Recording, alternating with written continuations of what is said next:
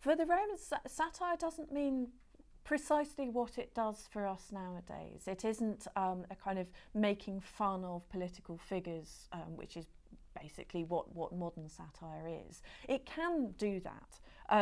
but a lot of the time satire is sort of interested in, if you like, a slightly kind of broader exploration of human frailties and foibles. So a lot of satire is about exposing hypocrisy, or the silly things that we do when we're in love, or things like this, which don't necessarily have a kind of particular political point.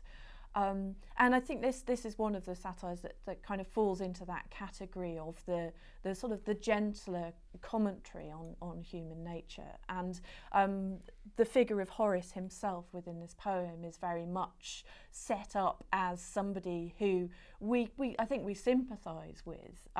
but also kind of gently laugh at as well, the way in which he is so kind of hopeless at travelling and so self-obsessed, and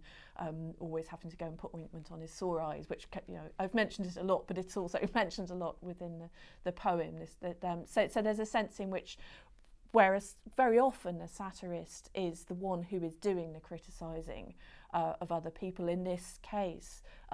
he turns the camera on himself, as it were, and is looking at his own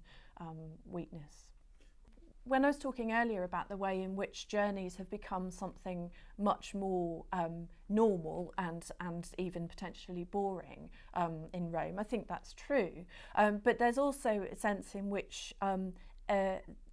journey can still represent something much grander, and they're very often used to talk about heroic deeds and heroic activities. And you have a lot of famous heroes from myth, like Aeneas or like Odysseus, who have made huge journeys, and that, in a way, making the journey is part of the proof of their heroism.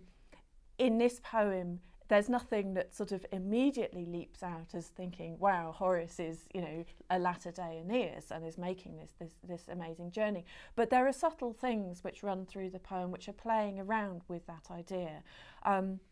And for example, the moment when the dinner gets burned, and everyone sort of jumps around trying to save it from the fire, is described in language, you know, talking about the fire as Vulcan,